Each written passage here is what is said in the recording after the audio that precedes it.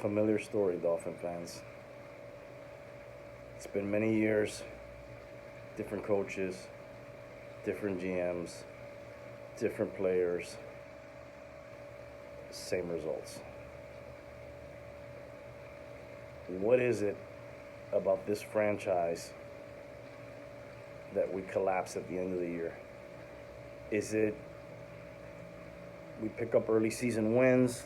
Well, that didn't happen last year. Last year we went on a late season run. But a lot of times it is that. Is it we haven't found the right coach? Maybe. Is it we haven't found the right quarterback? 100%. That cures so much, so many ailments that your team could have. There's talent on this roster. Yes, the defense has not been great, but in all the games that we've lost, the last 5 games, we've had chances to win. A very good, a top 10 quarterback.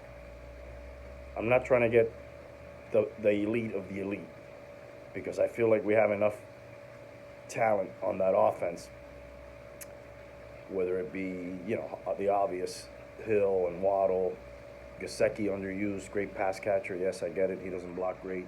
You still got to find a way to work that guy in. Mostert and Jeff Wilson in the backfield, very talented.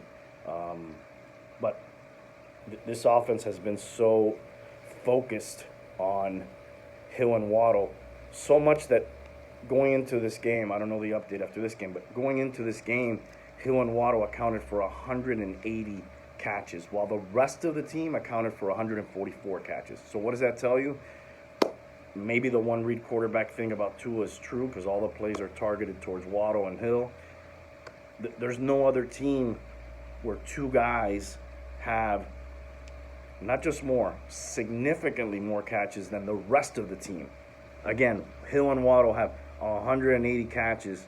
The rest of the team has 144. How does that compare to the rest of the AFC East, for example? Pats, Stevenson and Myers, 120 catches. The rest of the team, 191 catches. They're working in everybody else. Maybe that's why they figured us out, because they knew we were always throwing to these guys and not anybody else. Maybe it's true Tua's only reading 1. I'll give you some more examples. Jets, Wilson and Conkley, 121. The rest of the team, 195. Bills, 147 for Diggs and Knox, 195 the rest. Arguably the second best receiving duo in the NFL, Jamar Chase and Higgins. They had 152 catches. The rest of the team, 241 catches. That shows you how good Burrow is. Minnesota, 190 catches for Jefferson and Thielen, 208 for everybody else. San Francisco, Ayuk and Samuel, 119 catches, 182 everybody else. So they're not spreading the ball around. There is talent to spread the ball around. I know there's a lot of Tua believers still out there. We need to try to get a quarterback somewhere, somehow. Tua's not the guy. He's inconsistent at best, injury prone. We need to try to get somebody. McDaniel needs to learn from some of his mistakes, whether it be constantly abandoning the run, going for it too much on 4th down. Maybe we need to focus more on that defense. Nobody wants to say this, but that defense has regressed without the hated Flores. And I'm not a Flores fan by any stretch. I was never in favor of bringing any Patriot coaches here, much less one that was not even a coordinator in his collegiate or in his tenure previously. He was never really even the defensive coordinator in New England. But you have to admit that. You have to admit that the defense has not been as good with him. He's probably laughing somewhere in Pittsburgh about what's happened, like saying, yeah, I told you, you see, I was right.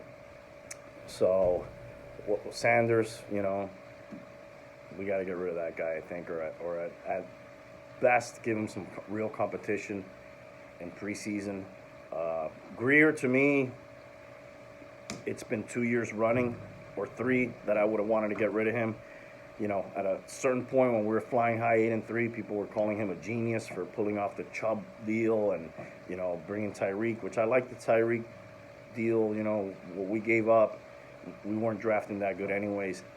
But the thing that will bury Greer, and I think his stamp on this team and his I don't want to say his claim to infamy, is going to be that 2020 draft where you had 3 first-round draft picks, 2 instead of Herbert.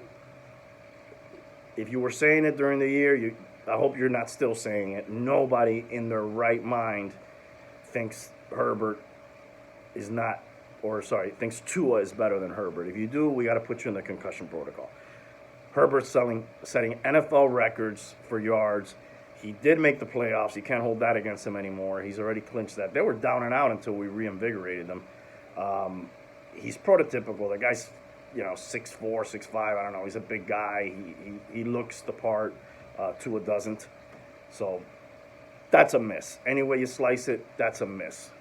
Even if Tua ends up being, I think he could be a backup, but that's not what your 5th round overall pick should be. Then Austin in-action Jackson, that guy misses more time than he plays, that's a miss. You missed on that.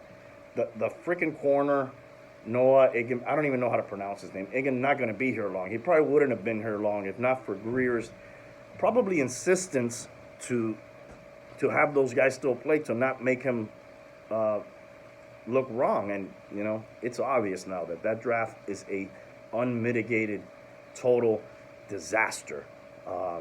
He should go.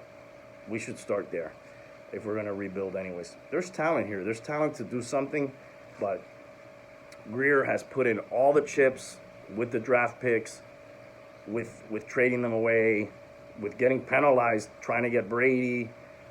Everything's gone into this team, and what have you gotten? For the 3rd year in a row, if I'm not mistaken, a worse record. We went from a 10-win team to a 9-win team. We're going to be an 8-win team right now. We have one more game. I guess we might be able to beat the Jets. I don't know, but maybe we don't. And that's 3 years going backwards. So the last 3 years of Greer, gone down. The first 3 years of Tua, gotten worse every year. The proof's in the pudding, guys. I don't know if you still think, Greer's great, if you still think Tua's great. What are you watching? What are you thinking? Are you just rooting? Okay, yeah, we want to root for the team, but they're not above criticism. You got to look at the things that they did wrong, and there's a lot of them, man. You can't defend these guys anymore. And with Tua, people will point to, well, when he doesn't play, they don't win. Well, stop right there. I need him to play, first of all. If he's going to be on the team, he needs to play. Everybody needs their quarterback to play. Any team in the NFL, for the most part, they'll struggle without their starter. Whether they're the 20th best starter or the 1st best starter in the league, you're probably going to struggle without your guy that is practicing with your team every day, who's building continuity with his line, with his receivers, familiarity, especially one that's a lefty, and you got to set up the protections for a lefty. All that stuff matters. If you think of the games he hasn't played, for the most part, it's been musical chairs because we got Teddy Two Gloves. He's like an old boxer that can't take a hit anymore. He gets hurt all the time. Then you got this poor kid who had a good showing in preseason, Skyler, but he's not ready for the prime time. Obviously, maybe he can develop, with some more time. But even him, it hasn't really been fair because he's been plugged in when Teddy's gotten hurt, and then he had one start. But he probably never imagined he was going to be getting the playing time that he did this year. So I don't buy into we don't win without Tua, so we can't, he's so great. First of all, I need whoever it is to be in there. So I'd rather a less up and down guy to be in there, other than Tua, who will show some flashes of brilliance. He'll show some average games, and then he'll show some straight up just awful games. So you need some more consistency, whatever it is. If your consistency is teams that have, the examples that people give of teams that have won with a lesser quarterback or a game manager kind of guy, those guys have usually, 1, been available, and 2, we know their limitations, and we know what to expect for them, and we get what we can out of them, and we also help them by running the ball, and we've sort of refused to stick with the run at times and put too much on the shoulders of Tua, which I don't think is fair to him because he's obviously not like an elite type of quarterback to put the team on his back. We could have won some of those games with a better quarterback, a top 10 quarterback. Maybe in this, instead of 0-5, maybe we go 2-3. Hell, even 1-4, we're in the mix. I don't know what the Jets are doing today, but if they lose, we would have gotten into the playoffs. Regardless, that would have been, to go get your butt spanked on the road, but whatever. At least it's a little feather in your cap. You got some playoff experience for some guys. You got in there. You got a taste of it. We're not even going to get a taste of it. The only taste we have is shit in our mouth. That's the only taste we have, to be honest. Pardon my French. So, another year, another debacle. This one's pretty historic, I would say. We had that one back in, I think it was like 93 or something, where we were 9-2, and then we lost the last 5. We're 8-3, and we lost the last 5. We're working on it. We could lose the last one and make it 6 in a row and, be one of the greatest collapses of all time. That's the pain of being a Dolphin fan. You're so negative, dude. What do you want me to be, dude? Are we supposed to pull out the pom-poms and cheer for this crap, dude? Again, I'm like no longer saying I'm a fan of this team. I follow this team because nobody can be a fan and enjoy and like what they're putting out there, man. It's just, we've seen it before. Have you been around long enough? You've seen it before. It's the same old story, same old Dolphins. To me, it's the same old Tua. And, can't put the blame on him. Well, he was getting the praise when we were 8-3. He was getting the Pro Bowl praise. He was getting MVP, which that sounds ridiculous now to even repeat that, MVP chance. So if you're going to give him the praise when we went downhill, and granted, I know he didn't play today, but that's on him too. He didn't play today because he's injured. So whether you're playing or not playing, those two things are bad. I always compare it to, whenever you work with a cashier and money, when they're missing money at the end, whether they were stealing or they're just not good at counting, both results are bad. And I know Tua's a very likable guy, religious guy. People, like him. I think he's a nice kid too. But his game is not what this team needs at this time. We need somebody much better, and I know it's probably impossible to find somebody at this point, but they got to move mountains to see if they can plug somebody in to play with these weapons. Not the only problem, but a major problem. Quarterback can cover up a lot of stench in this league. So, I don't know. We'll see what happens. Time to start looking at the draft, free agents. Maybe not this year because, I'm sure Tua's going to be back. They'll probably pick up his option. But we got to get somebody in there that can play and is going to be there and is going to elevate the team. He hasn't proven that. He's had 7 chances to get us into the playoffs. 2020 Buffalo, stinker. 2021 Tennessee, stinker.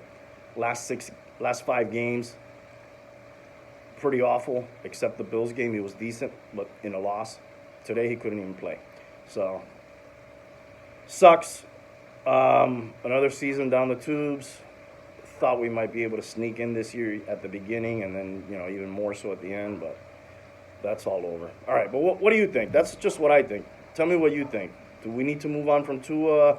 How much of the blame does he shoulder? How much of the blame does McDaniel shoulder? How much does Greer shoulder? How much does the defense shoulder? How do you spread that out? What percentage? Who gets more? What do we fix?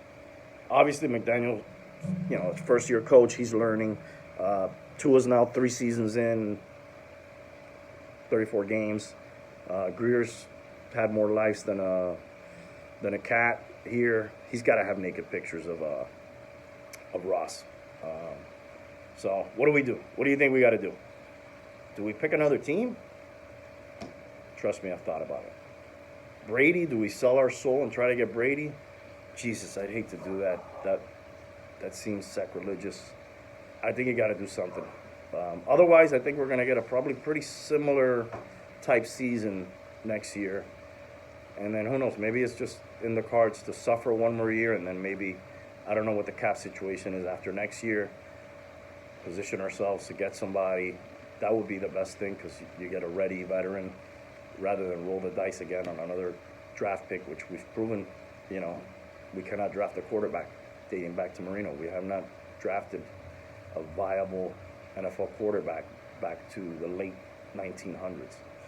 All right, guys. Sorry to be so negative. It sucks. We'll see what can happen. Hopefully they can do something.